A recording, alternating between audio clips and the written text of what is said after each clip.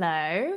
I let the intro run for its specifically required amount of time today. Look at me go. Look at me go. Greetings. It's Monday. I was about to say it's Tuesday. It's not Tuesday. It's Monday. It's 2 p.m. It's time for Easy Level Up Videocast. I'm a host. He's a host. Our beloved Tom had a birthday yesterday, so he decided to spend it away from all of us, which is very sad, but we wish him a happy birthday nonetheless. The happiest of birthdays, in fact. And I'm Hannah, if you do not know. And I've got Matt with me today, which is beautiful and wonderful. And I'm very happy about it. And we work on behalf of Microsoft to help everybody be empowered and achieve more.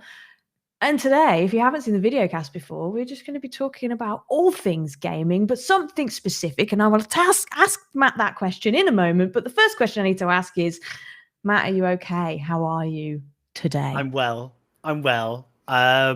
I'm a little bit annoyed at Tom, who takes a week off for a birthday. Tom? I mean, the Lord of the Manor that he is. I've had a lot of birthdays in my time. I may have to start taking a week off. I don't know if the boss will appreciate this, but I always have a birthday week. Do you have a birthday week? Well, the rule in our house is the birthday week consists of your cards can stay up for 7 days and your decorations. So when it's the baby's birthday, she gets a whole week of like princess and stuff. So that's allowed. A week's not enough. No. No. The cards. I get a birthday week where I'm nice to myself for the whole week and everybody's nice to me for the whole week because it's my birthday week. The cards, they stay up for the month. That's a birthday month. That's the card. Oh, wow. Okay. But is that due to the fact that you want them up there, or is just pure laziness where you can't take them down? Let me just put this in. Saunty. Birthday week. It's birth month. Thank you, Sean. Exactly. All right. I have to ask everybody a question then. At what point does it stop becoming birth month? How old do you have to be for it to stop becoming birth month and becoming birth week? Because it doesn't work like that when you become like a big grown up. I think when you stop having birthdays is when you stop having birth month. That's where I'm going to put that. Oh, okay. An inevitable end. Look, everyone's in on it for Nintendo. Birthday month, always. Okay. Lol. But that reminds me that it's not just us that's here, Matt. Should we say hi to everybody? Oh, yes, we have other people, don't we? Do you want to list them all off? Do you want to? Okay, I'll do it. Shall I do it in Hannah style? You can if you want. If you want to list. Can I do a voice? In everybody who's watching, all the people in the chat. Do you want me to say it in voices, like a read out the voice people thing? Yeah. Okay, so in the chat we've got Arctic Fox, welcome. Hope you're well. For Nintendo 64 birthday month always, she says. Welcome for Nintendo. We have Sean T. We have Arctic Fox, already said that one. Killer Rhino's in the house. Tassin Janabi is also in the house. F Gaming in the house. Marcus Soft, I know him. Watty is in the house as well. Thank you guys all for stopping by and saying hello. It's all about the birthdays in the chat right now, though. It's all about the birthdays. It is all about the birthdays. I'm going to shout out this comment as well because I love it. Talking about Xbox and accessibility. And I love that. There's a lot of things going on with Xbox and accessibility and part of the Xbox community. So hi to you and thanks for putting that comment in because it makes our hearts happy. But I hope everyone's doing all right. Matt's all right. I'm all right. Matt, what are we going to be talking about today? Why are we going to be talking about a franchise that is really cool, been around for a while, since like 2004, and they're just about to release their. Well, I say it's their sixth game. Main game. There's been loads of spin-offs, and it's been around for ages, and that is the FarCry series. So that's what we're going to be talking about today. Yes, and I'm really excited. I hope you're excited. We've got two guests with us that are super excited and know Far Cry like the back of their hands. So that'll be really, really cool. And yeah, so Far Cry 6 comes out in 2 days. I know. Can you believe it? It feels like yesterday it was sort of announced, and now it's here. Yeah. So if everyone in the chat wants to drop in if they're going to be getting Far Cry when it comes out, let us know. And if you're watching from the future, then you might already have it. Who knows? Who knows? I mean, see, I was talking to a friend about this the other day. When games get, well, kind of. So when games get released worldwide, right, Mm-hmm. and people in other countries get them before us, technically that is the future. That is the future. So they're playing it like before us in the future. It's midnight there. They get their game. They play it for 2 hours in the future, and we're still waiting to get it. That's the same as like holiday seasons and stuff, and they're already unwrapping their presents, and I'm like waiting for mine. I've got really fluffy hair today, and it means that it's in my eyes, and I've started talking, and now it's in my eyeballs. So if you see me having a cry and pulling my hair out of my eyes, I'm really sorry. I've messed up I get the hair that choice. problem all the time. I'm just going to pull mine out of my eyes as well. Hold on. I can't see. Never mind. Let's not focus on me and the fact I can't see. Let's focus on who we've got, who's with us today, and who's going to be in the video cast. Who are the guests? Matt, would you like to introduce them? Yes. So, ladies and gentlemen, please be upstanding and welcome to the Videocast stage. Who am I going to pick first? Okay. He is the one, the only, the marvelous Marcus Baker, ladies and gentlemen. Virtual round of applause. Yes, Marcus 365. Hello. How are you all doing? It's lovely to see your faces.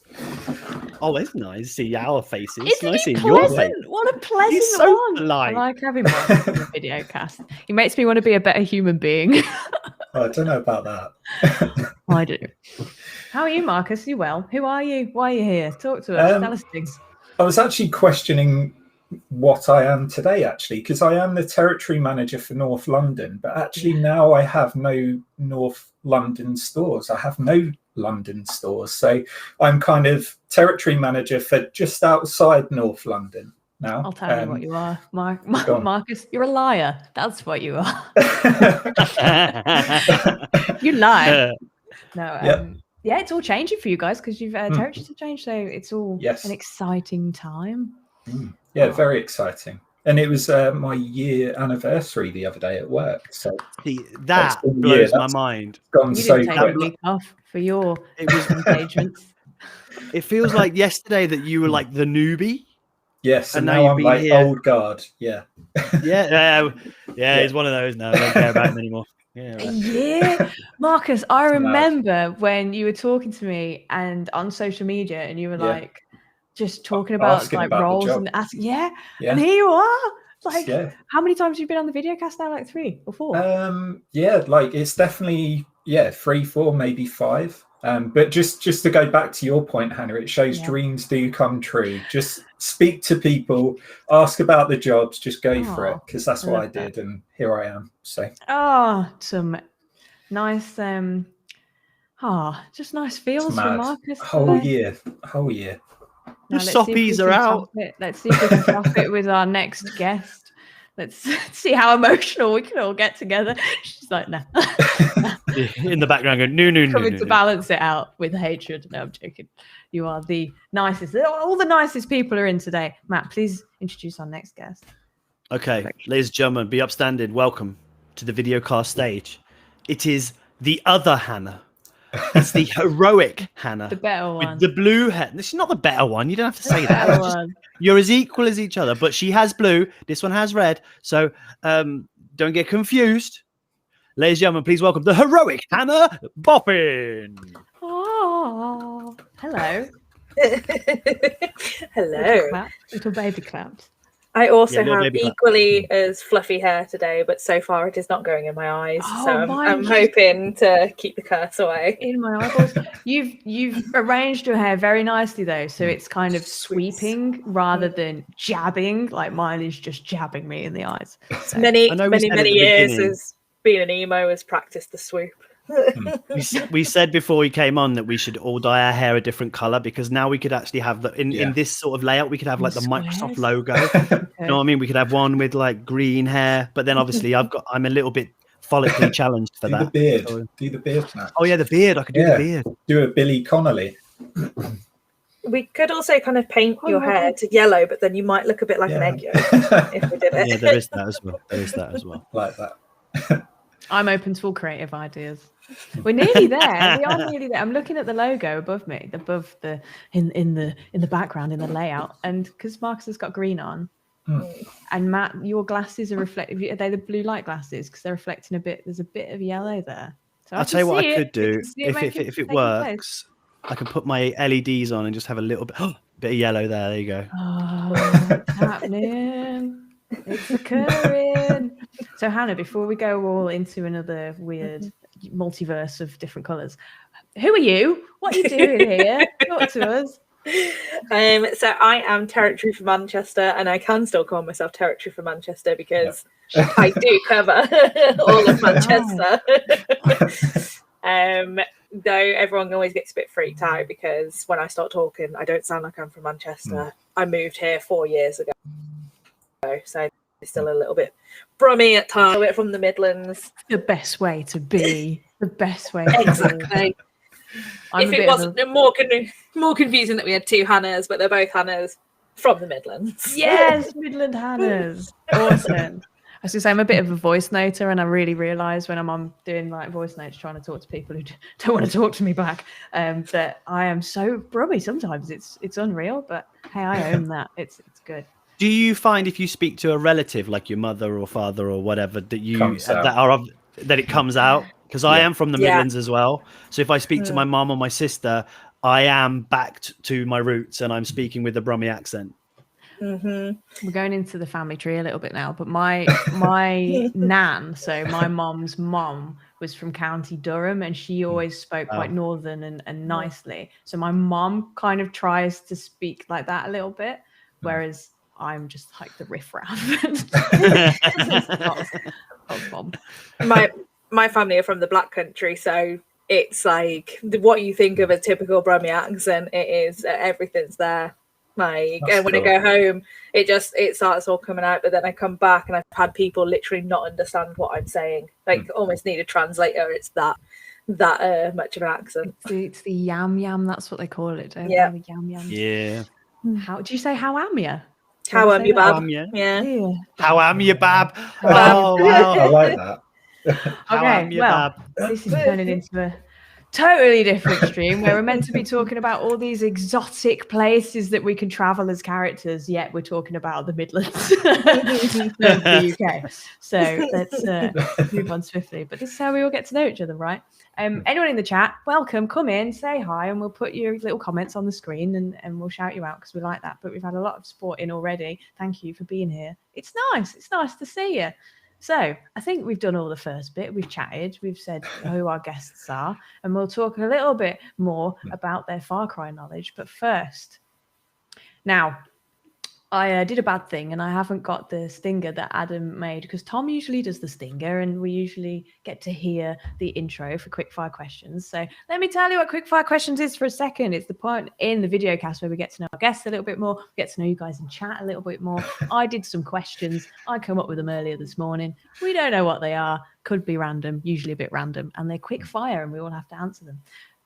However, we have a little theme tune for it, and I forgot it. So what we all have to do after 3 is do it with our mouths. So I hope you are ready because we're going to do the quickfire question stinger because we all know it off by heart now, right? So if you're in the chat, do it as well. We can hear you. We can hear your spirits. So please, after 3, don't let me do it on my own because I will cry. 1, 2, 3. Quick. Questions. That was like the most slow-mo version of quickfire questions. I did the drums as well. I did the drums too. Michael is here with support. Thank you, Michael Chadwick. Appreciate that. So, quickfire questions. I have 4 questions and a quick question. I have 4 quickfire questions and then a quick question that's like a knowledge-based one. So here we go. I'm changing things up. So we'll go with Marcus, Matt, Hannah, and then me in the order that I can see everybody. And the first question is, would you rather have an animal companion or a human companion to help you on your quests? Definitely an animal. Yep. The little dachshund with the wheels in Far Cry 6 looks so cute. I forgot, is it Churro? I think he's called Churro. But he looks so cute. So yeah, definitely animal. Animal. I'm going to go animal. Same reason. Because you can get all kinds of different ones. I think there was pretty sure there was there a cougar or something in 5? Peaches! Yes. That was it. Yes. There we go. Yeah. So I want something like that I can just go, sick 'em, boy, and away it goes. 1000% animal. I already have like a giant Norwegian forest cat at home, so if I could just make her bigger and ride her into battle, even better. It's. I think we're all going to go with animal, which is wicked. I really like how stealthy animals can be. I don't think you can trust humans sometimes when they're your companions, especially like I'm just thinking about Skyrim and Lydia and how she gets in the way all the time. But animals, they can just like Peaches, especially Matt mentioned. She's so good at being stealthy, but she could be both. She could be stealthy, or she could just go in there and like rip everyone to shreds. So. Animals. Oh, cool. Ding, ding, ding. Full house on animals. Wicked. Awesome. We had animals in the chat and we had Cyborg as well. So yeah. Yes. Also a good shout. Okay. Question number 2. Sorry if you join in at this point because you won't know what I'm talking about. Would you rather be in a cult or be the leader of a cult? Oh. Oh dear. I think I'd rather be the leader because then you get to decide what the cult is culty about, rather than following someone else's lead. But I don't like being center of attention, so that's a bit of a problem. Oh, confliction. Yeah. I like the use of the word culty as well. I like that. I couldn't think of the word, Matt. I liked it a lot. I don't know. It's a difficult one because you could be, yeah, I'll be the cult leader and you can, but then it depends what the cult is. Yeah. But then if you're the leader, you choose. Yeah, it's your cult, right? Then I want to be the leader. So I get to choose what the cult is, yeah.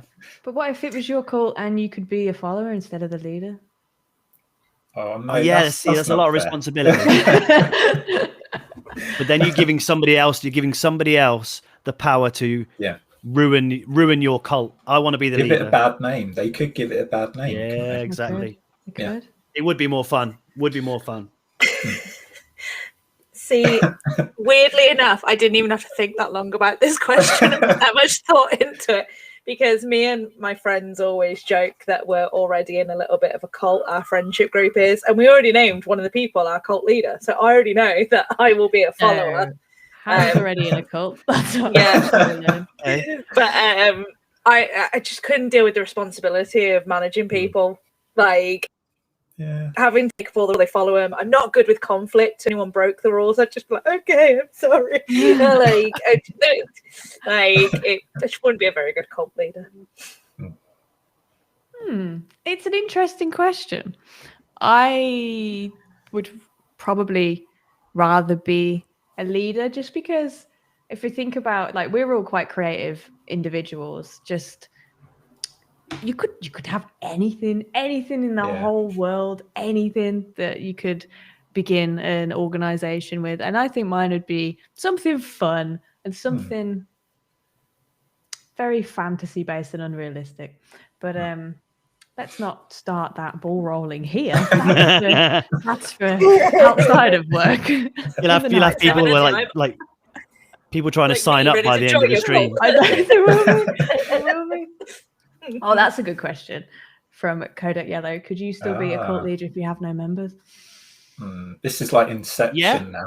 Yeah. You could, because if one of your rules to be in the cult is to have no members. That's true.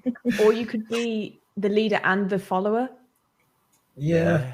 Do you know what though? The managers and like assistant managers, if somebody has the both roles. I feel like we're going to end up on a watch list though, talking about all this. Yeah, I feel like the more times we say that word, the more likely we are to get back. Okay, so the next question is, would you rather, if you're gaming or on a specific game in the wilderness, would you rather see the whole map from the beginning of a game or have it unveiled to you checkpoint by checkpoint or area by area? I'm the kind of person that with open world games gets quite overwhelmed when there's too much to do. I kind of think, I haven't got time for that, so I'd rather have it slowly revealed to me, and then I don't feel like it's an impossible task. It's a good answer. I'm the opposite. Ooh. The opposite. So I want to see it all, and the one thing that does frustrate me is I'm like, well, hold on a minute. I feel I could take this bad guy on, or I could go and do this. I could go and do that. And I would just like to go and do that, get that out the way. There's a couple of games I'm playing right now that do that, and I'm really enjoying them. So yeah, for me, I want to see it all straight from the get-go. And the thing I like it the most, actually, even though it's all about what you're saying is about the map and having like the areas open to you, I like having to progress my skill set to beat those certain areas. So it's nice to go to an area and go, I'm not ready for that yet, or fail, and then come back later when you're bigger and stronger. Yeah. I like that. That's kind of Very like good. what Sean said, which is both open world that you can go anywhere, but a logical progression. Yeah. Like that's a that good a shout. Kind of not the point of the question, but it's a Oh, hey, hang on. I'm doing the quick fire question. What's this? Wait. Okay. Hannah, please answer the question. So I like to be able to see the whole map. However, I like when things are kept secret on the map until you discover them. So very, very similar to games like Fallout or Skyrim, where you can see all the layout and it's like, wow, I can go all the way to these top corners, but I don't know what's there until I reveal it. Or if, there's a quest marker or things like that. Because I think then it's almost like the best of both worlds, where it's not necessarily overwhelming with loads and loads of different points on the map, but you're still seeing how big this game is and wow, there is so much I can do. It gives you a bit of variety and a mix-up as well. Like, oh, this location's like boring, I'm going to go to this one instead. Hello, variety. I like that. Navigation isn't my strong point, says Arctic Fox, so gradual map progression is best for me. Yeah, I can really attest to that as well. For safe, Yeah, navigation's not the best. Bless her. But you are a very good crewmate, so. I don't agree with your navigation not being good. I agree with your comment. I like that Hannah used the word overwhelming, which is a great word. And sometimes for me, when I see everything in front of me, it depends, because when you're in your first run through of a game and you see everything there, it can be a bit like, whoa, especially as worlds are getting bigger and bigger and bigger. But on your second run through, you're like, yeah, I can see where everything is. It's great. I can go there. I know even what mission's going to be there and there and there. It's great. But at the beginning, I like that gradual kind of, it's all smoky and we don't know what it is. And then poof, oh, there's an area. And you're like, ooh, I like that. And I like going past something and then something appearing on the map and you're like, oh, what is that? And then, oh, no, I'm not a big enough level for that. I can't go near it. But they're chasing me. I need to get up. So, I like... It's hard. I like both, but I think I prefer seeing things be uncovered as I'm going through the game, because that's kind of the way you feel like the developers are trying to tell you to play, rather than some games do it really well. Yeah. They do it really well, so you don't even notice that. But yeah, I get where you're coming from. Yeah. Wow. Good question. Okay. Fourth question. Would you rather be stuck on Would you rather be stuck on a desert island or stuck in the jungle? And this is you as a human being. That's the hardest question, I think, so far. I think the desert island, because I love the sea and swimming. I'm quite a good swimmer. It's the only sport I'm good at. So yeah, I think desert island. Marcus's eyes just lit up at the thought of being on a beach desert somewhere. island. Yeah. I can go swimming with the sharks. Yay! I need a little bit more information. You're stuck. So, am I on the desert island in, say, like a game like FarCry, where I've got like things to worry about, people to worry about, or am I alone? Well, as far as this is the beginning. So as far as you know right now, you're alone. You may you may not be. The desert island is a desert island, and the jungle is a jungle.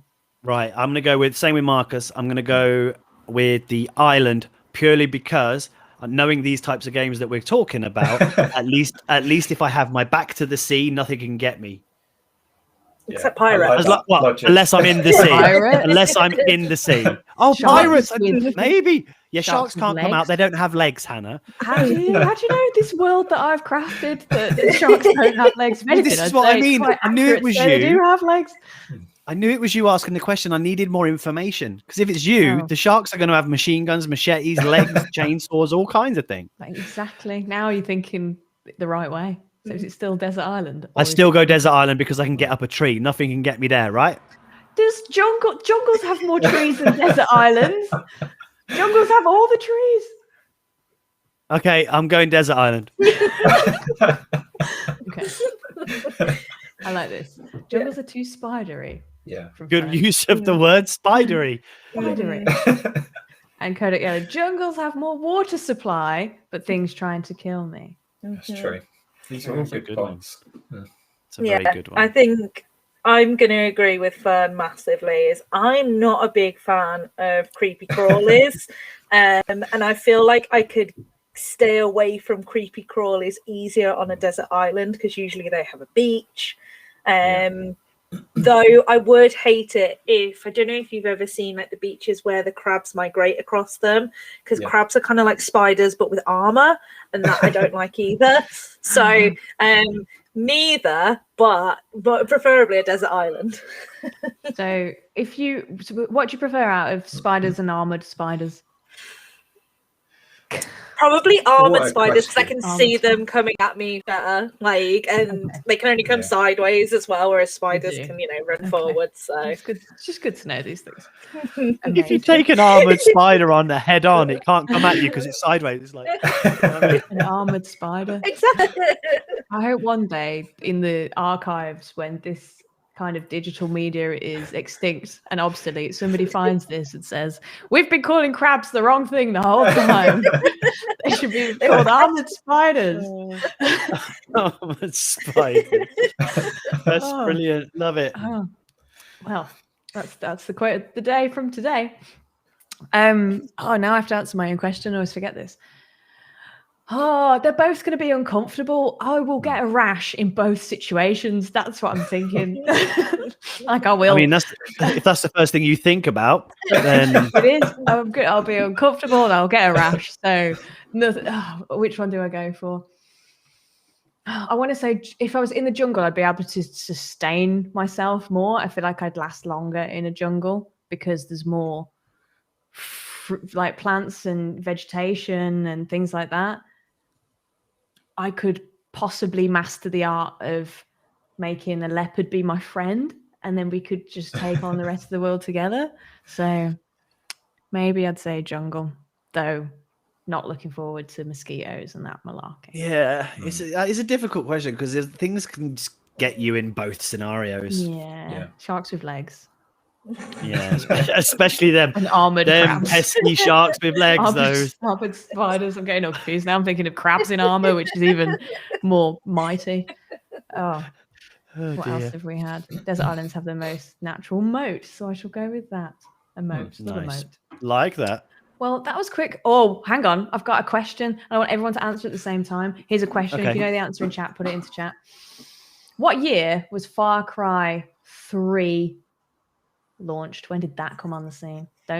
Marcus, don't look at your other windows. No, I've got no notes, not dates anyway. Don't look at your notes. Give me a date. FarCry 3. What date? Right, are we all saying it once? Yeah, after 3. 1, 2, 3. 2012. Oh, they were close, all three of them. What did you say, Marcus? 2010. Okay, so Marcus and Hannah have been eliminated from the game, and Matt is the reigning champion with 2012. That is exactly the right answer. Michael Chadwick was in the chat with 1995. Close, but no cigar. A good shout. Unless it's one of these future scenarios that we were talking about earlier. Yes. Yeah, could be. Maybe. I just found it absolutely insane that Far Cry 3 came out in 2012 and now we're in 2021. And it made me feel old and I had a cry. Never mind. So thank you for participating in quickfire questions. I'm sorry I didn't have the stinger. We'll have it next week. Thank you for everyone to get involved. You're all the best. But now we need to get down to the nitty gritty and talk about other things and other malarkey. So as we know, Far Cry 6 is coming out in 2 days, which is really exciting. We had a few people in the chat saying they're going to get it. Far Cry itself is described as an action-based first-person shooter, which I found really interesting because there's lots more to do than just shoot people, but you can just shoot people if you want. And as we've said, there's a wilderness environment in every single game, and you have to fight your way through, and you have to fight your way through from the people that control the region. and there's always an element of control or a kind of cult feel to it, and you have to fight whoever's around, whether it be animals or anybody that lives in those wilderness spaces, as well as doing missions and doing the signal towers, rebuilding the place and being able to take over and free people and just take back control is usually the aspect of the game. Does everyone agree with that? Did I explain that in a way that makes sense? Okay, cool. Okay, see, this is a good question. Would you call it an RPG too? And I think now more than ever, it is more RPG based. Than ever. I think so. The later iterations, definitely. So there's been five main games. There's been 8 spin-off games, and there's a 9th one coming. There's a 6th main game coming. And what I want to start with asking you guys and asking everyone in the chat as well, please get involved because we like it when you do. Hi to Emma as well. Hi Emma, hope you're well. Where did you start? What Far Cry games have you played? Where did you start? Talk to me about your Far Cry journey, but don't tell me what's your favorite yet, because that'll be in the next question. Okay, right. Talk to me about where you're starting, what you've done. And Marcus free for all. Yeah? Just do whoever wants to go first can go first. Go on, Marcus. We'll let you go first. Stay in the same like. Okay. So my first Far Cry experience was Far Cry 2, and it was kind of around the same time as sort of like Gears of War. Things were quite dark, quite dingy. Graphics obviously weren't quite as good as they are now. I enjoyed the premise. I liked the idea of Far Cry, but the actual reality of playing the game, I actually think that's the only one that I've played and haven't finished. But Far Cry 2 was my first. I wish I played the first one because it was made by Crytek, I think, or they helped with it. And that's, you can see a lot of that influence in like Crysis and what 100%. Happened with that. So I wish I'd played that one. I need to go back. If there's a decent remaster, then I'll go back to 1. So but 2 was my first. How did you find 2? Did you enjoy 2? Did you have a good time? Not as much as I thought I would. Like I said, I think the premise was, really promising and something I really wanted to be into, but it wasn't until maybe Far Cry 3 and onwards that I felt it lived up to that kind of promise. But that's probably because of technical limitations rather than it being a bad game or anything like that. I'm definitely not saying it was a bad game. So thanks for clearing that up, Marcus. Okay, Matt. Where did you start? Where did it begin? At the beginning. I was there from day one. Far Cry at the time, if I remember correctly, was way ahead of its time. It was really good graphic. I played it on PC because that's where it was first. Oh, hello. And Marcus is right. It was Crytek, and they then went on to make the Crysis series.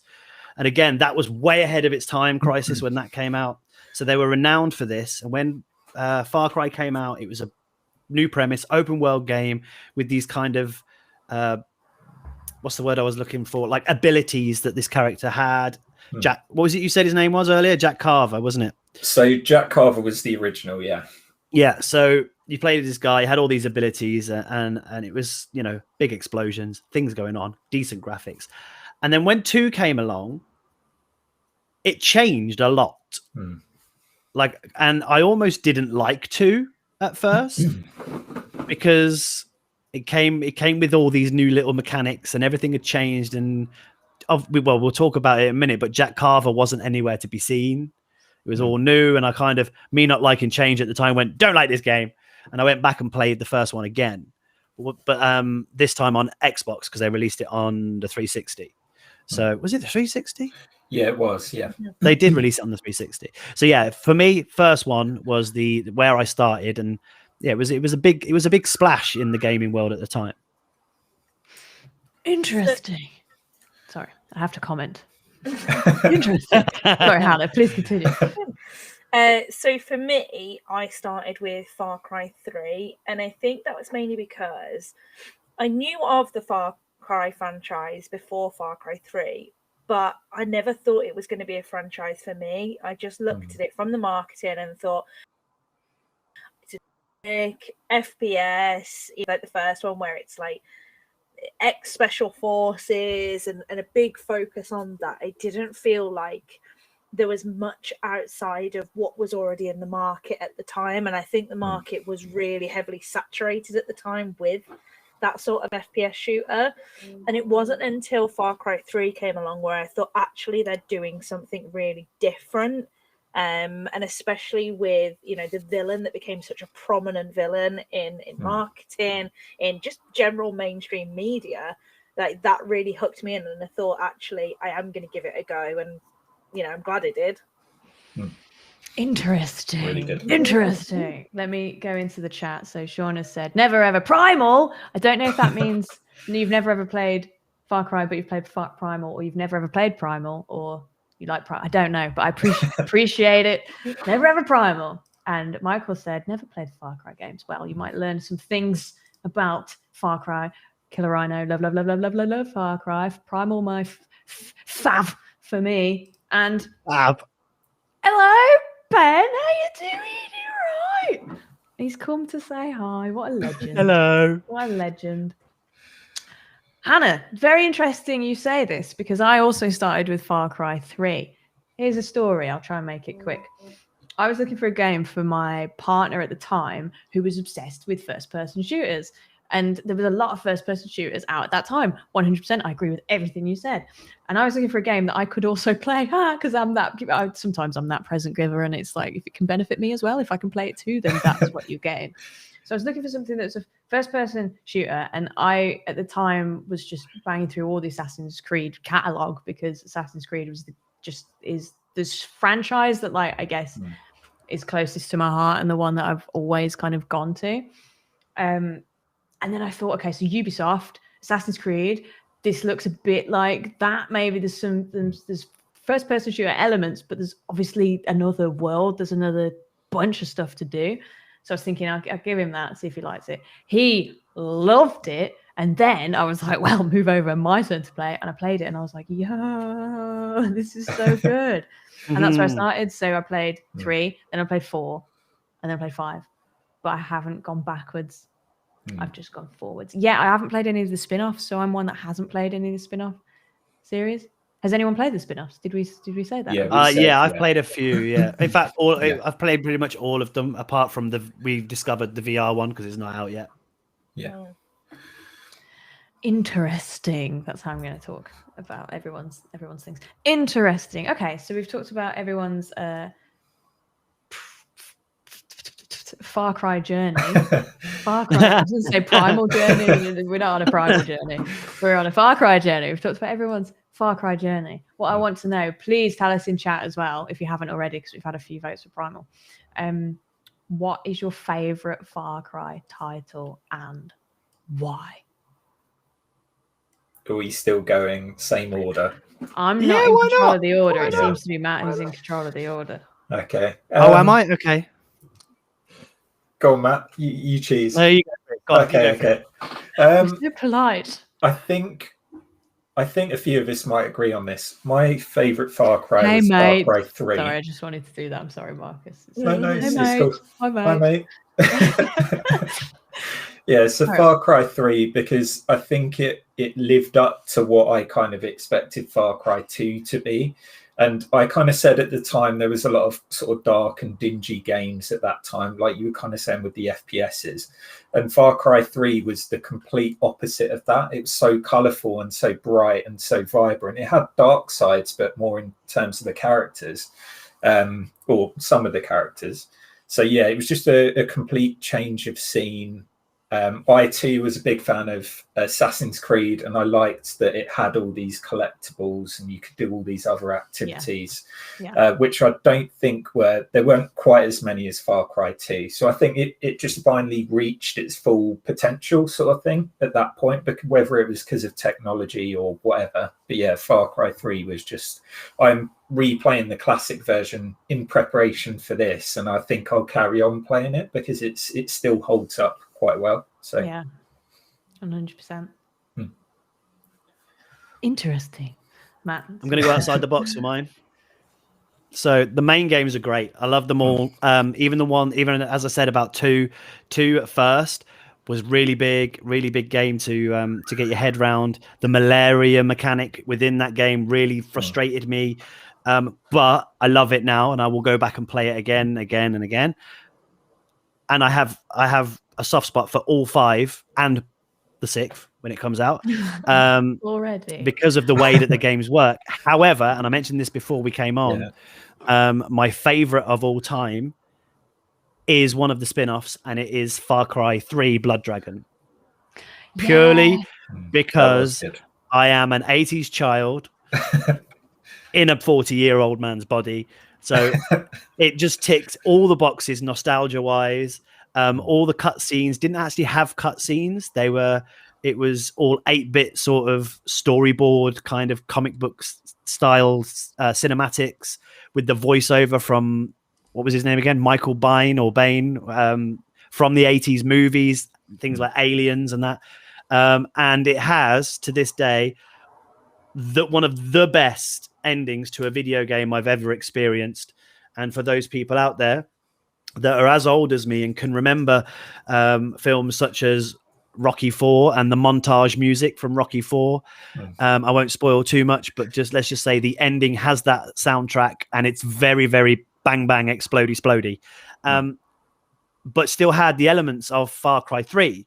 So it was all neon and dinosaurs and 80s and just great, but it had the elements of the mechanics and the way that Far Cry 3 played, and it just fit really, really well. And it was only a short game, but yeah, that's probably my favorite. And I will play it again because it is part of the DLC, or season pass, I should say, for Far Cry 6 as a remaster. So I'm in for playing. That's sold me. Neon dinosaurs. I'm sold. 80s. Yeah, it's cool. Yeah, it's I've heard a lot of people. It's one that I think a lot of people forget of, but it's also spoken about in such high esteem when people do speak about it. So, and even Blood Dragon had a spin-off. I think it was Trials. Was it Trials? Another Ubisoft game about motorbikes. They had a Blood Dragon spin-off. So it was a spin-off of a game that had its own spin-off. Trials makes me upset, so we can't talk about Trials. Yeah. And the other thing as well, it doesn't take itself too serious. It's like it's got a comedy element to it as well. So it just ticks all the boxes for me. Look at you.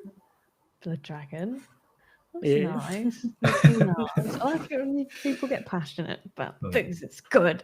Okay, Hannah. What is your favourite? Matt's totally stole my answer because I was also going to say Far Cry 3. I mean, it was never not going to be my favourite when it had dinosaurs with laser beams in it. Like, that just thoroughly sold it. But everything that Matt said, it's the nostalgia factor. It's the 1980s sort of action hero classic. The soundtrack as well is one of the best game soundtracks. And I remember you could get it on pre-order. And I think it was a band called Power Glove who did it. And it was just sounds amazing as it is. Like that's cool. It is very 80s, and like Matt said, it doesn't take itself too seriously. Like there's times where he's like throwing up the rock on sign as you're running through and things like that as the character. I love that. Yeah, and it just brought what was so great about 3 with all these, fantastic new mechanics and characters, and then just thought, let's just have a lot of fun with it and make it really bright, really chaotic, but really fun. So yeah, Blood Dragon is the best, but in my opinion. I'm really jealous that I haven't played it. Like, I'm really You jealous. should. You should. Oh. Drat. I will play it. I will. So for me, my favorite, it's hard because 3 is like so good. 3 is brilliant, and it's like where everything kind of had a turning point with Far Cry. The fire. It's just it was so good. But for me, I think my favorite is 5, and I'm going to bring up Sean's comment. 5 in capitals. I like a person that talks in capital letters for emphasis. That's how I talk. But I'm so hyped for the Los Polos Hermanos arc. But for me, I think 5 is my favorite. I like the Seed family. I like how you have to take out different, but it's like the level of bosses. Like you've got your main boss, and then you've got your little bosses in there as well. I like, and it's something that Kodak Yellow said earlier. Scrolling back all the way through. Here. I love the way Far Cry does it with radio towers, etc. Makes it feel more rewarding. And that was with the map system. So going through and turning on those radio towers, I really enjoyed that. I enjoyed Again, very reminiscent of the Assassin's Creed kind of. exactly, and that's why I guess it resonated with me. I loved the animal companions. I loved having Peaches, the cougar. I can't remember the names because it's been a while since I picked it up, but the dog is great. The bear is the bear called Burgers. Yes, I think it is. Yeah, I think it's Burger or Burgers. Yeah. I loved the weaponry in 5. I loved having the rocket launchers and just shooting the helicopters and standing on top of buildings and stuff. I loved the vehicles in 5.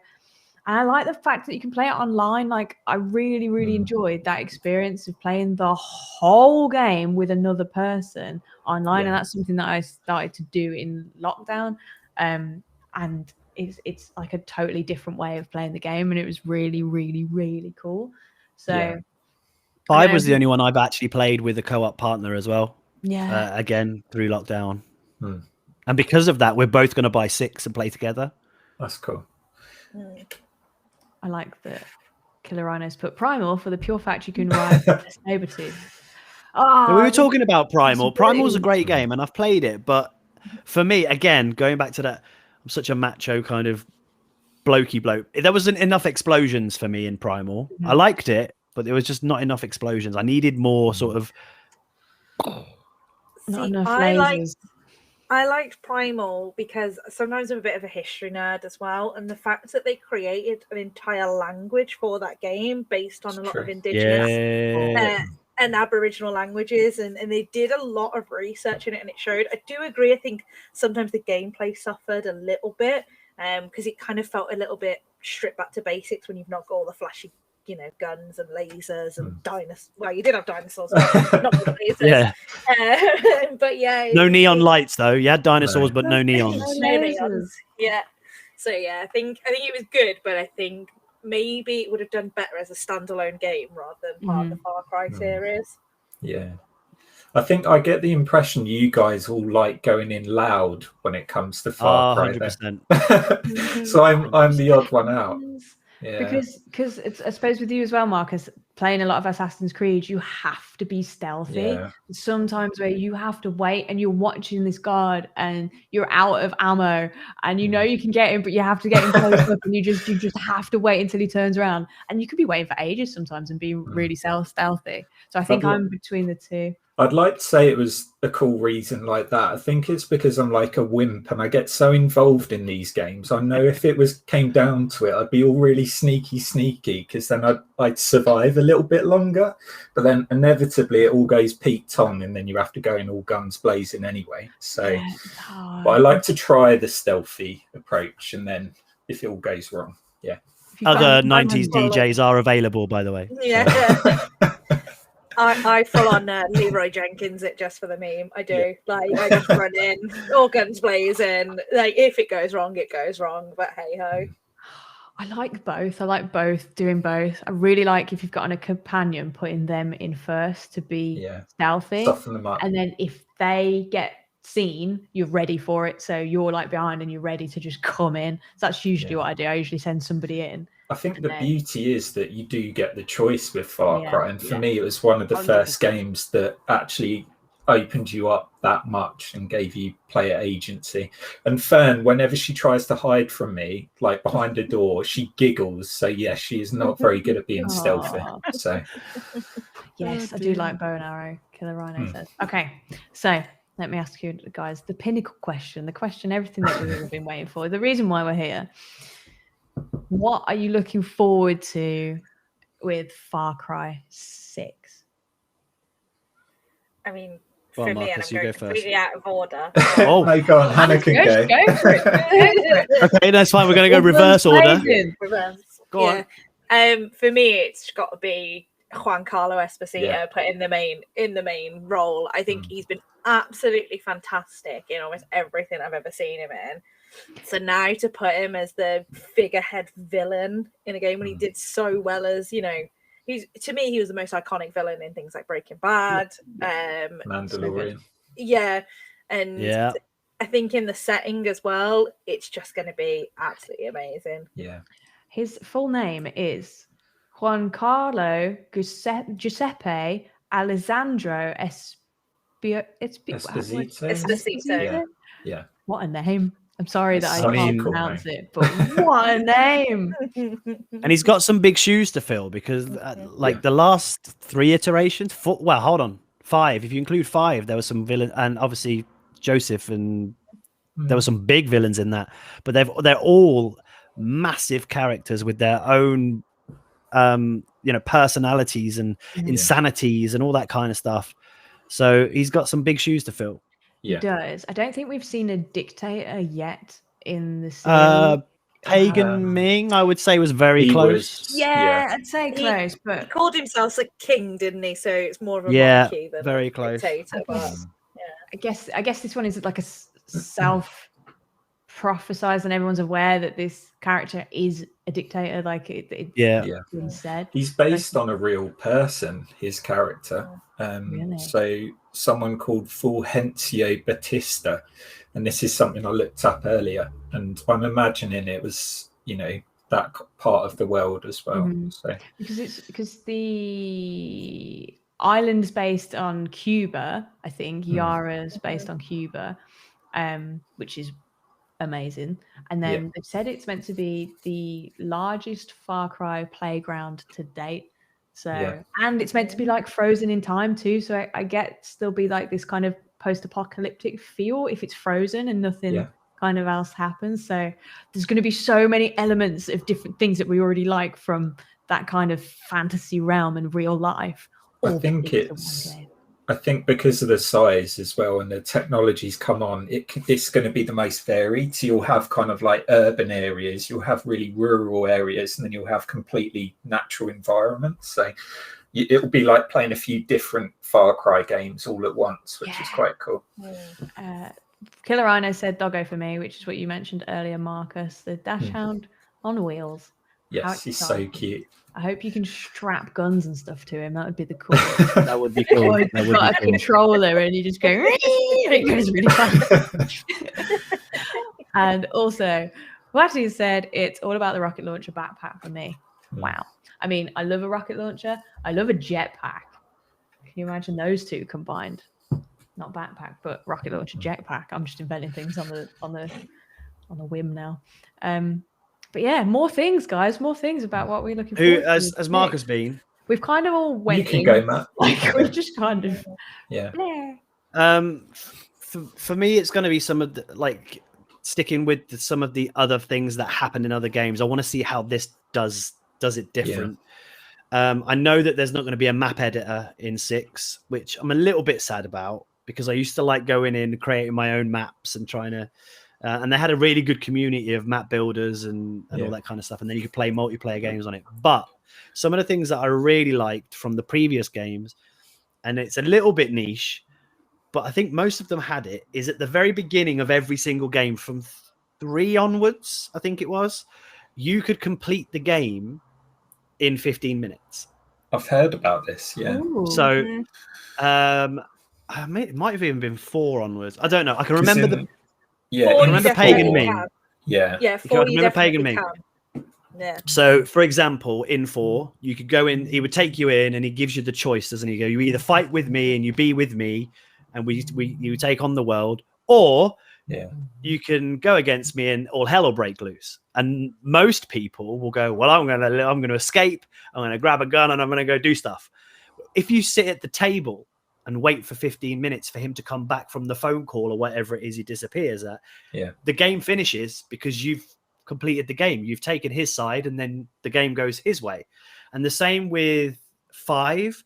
I think when you go into the church, you've got the choice of either taking them and in the helicopter, if that's right. Taking them in the helicopter or leaving them be.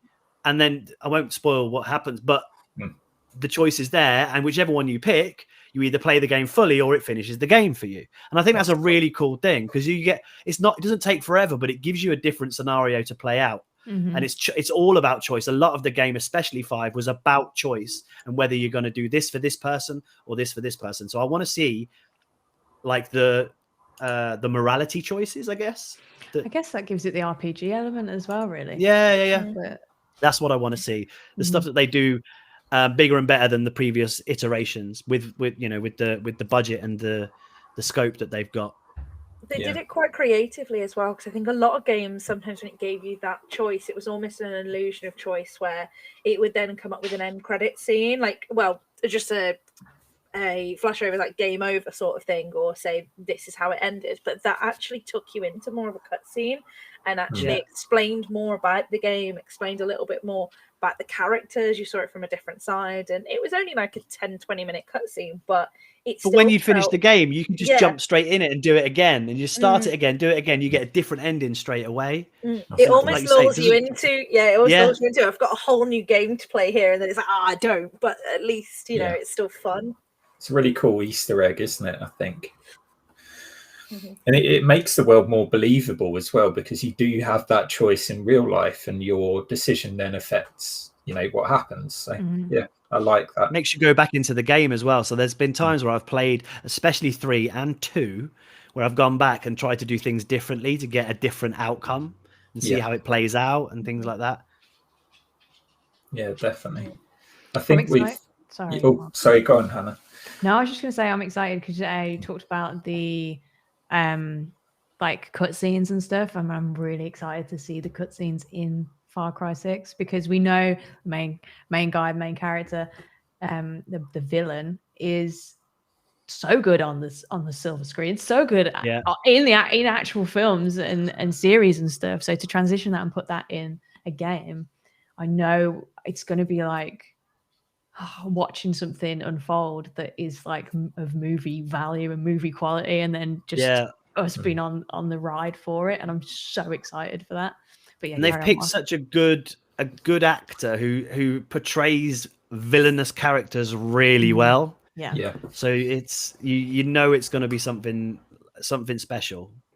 I think, like Hannah said, Hannah Boffin, like I'm most excited for like having him as the baddie, but looking up for very much the same reasons as you've all said. He's so iconic in like Breaking Bad, and then The Mandalorian, and he's just like one of the best baddies we've seen in the last 10 years or however long it's been. But I didn't realize that actually my favorite Far Cry villain up till now, so Vaas, was actually played by someone else in Breaking Bad. So there's that crossover. And then I'll be careful because I don't want to spoil anything. These are just rumors, but I've heard that there are links between Far Cry 6 and Far Cry 3, which, that being my favorite one, if it comes true, that could be really awesome. Like, even talking about it, I'm getting the hairs on the back of my neck. Like, and tingles. It's cool. So it is. I think everybody likes a throwback and a what's it called? It's called something, and they do it in like when you write scripts and stuff, and it's called something when you throw back to a previous thing that's happened in a show, or a previous thing that's happened in a game or a franchise. It's called something. If anyone knows, tell me, because I don't know the word. But it's so awesome when that happens, because people are fans, aren't they, of the full franchise? They're fans of everything. So to have that little, oh my god, I know what that is, or that person, it's cool.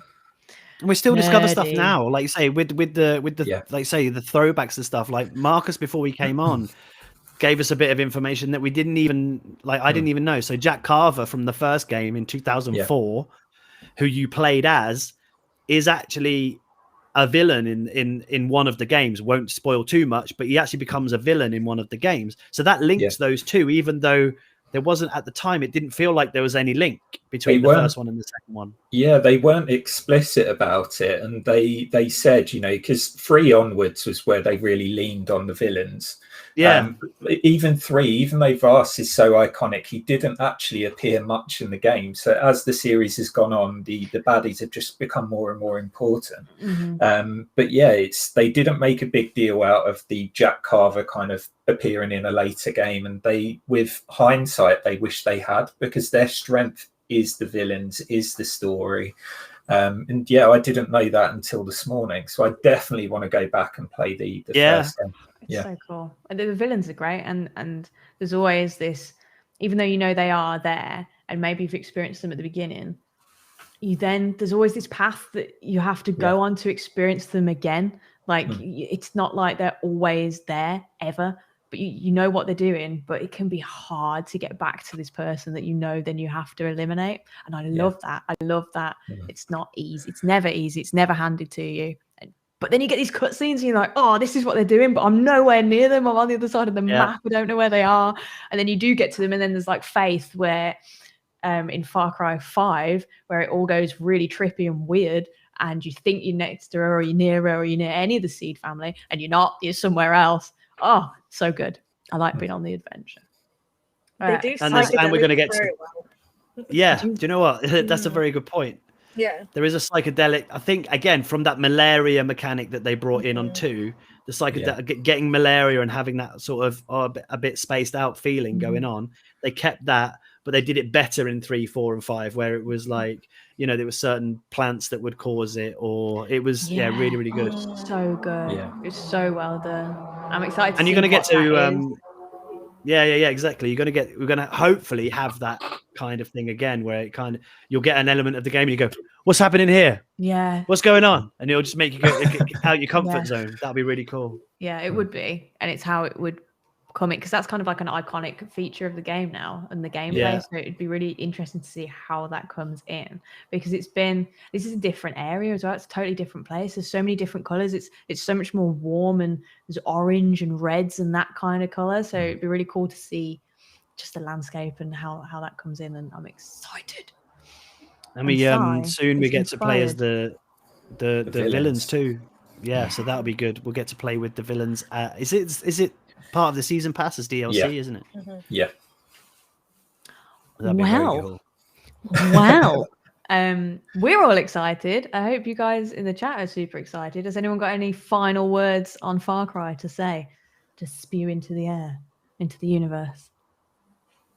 I think based on what a few of us said, it's like, don't always judge, and this applies to other games, don't always judge a game by its promo material or its cover, because if you hadn't picked this up for your partner at the time, Hannah Boffin, if you hadn't given it a go, then we wouldn't be having this conversation. And the best thing about films, books, TV, music is if people experience it and then sharing your thoughts on it.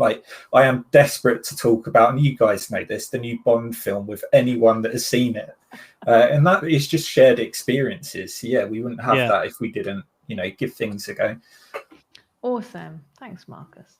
I hope we all play it and then we can all talk about it together as one, or maybe we can all play it together depending on what the online, like a book club. We need we'll take that offline, but we need a club where we just talk about games. That's nice. I mean, this is it. This is our book club. It's called Videocast. But it's not a cult. Not a cult. Say the word. We promise. But thank you everyone for joining in. Thank you so much, Marcus and Hannah, for coming out of your busy schedule to talk to us about Far Cry and to share your passions. Thank you, Matt, for being co-host, for being organizer of time and the way that people respond to questions. And thank you everyone for doing the quickfire questions stinger, because I forgot. And tomorrow we will have Easy Live. Wednesday we will have Level Up. We've got podcasts coming out as well with Ben and Nigel. There's a lot going on content-wise, so please enjoy. But we have ran over time, so we are going to vanish into thin air. Maybe Faith has took us. Maybe she hasn't. Who knows? But bid you adieu, farewell, and enjoy Far Cry when it comes out in 2 days. Bye, guys. Bye. Thank you. Bye.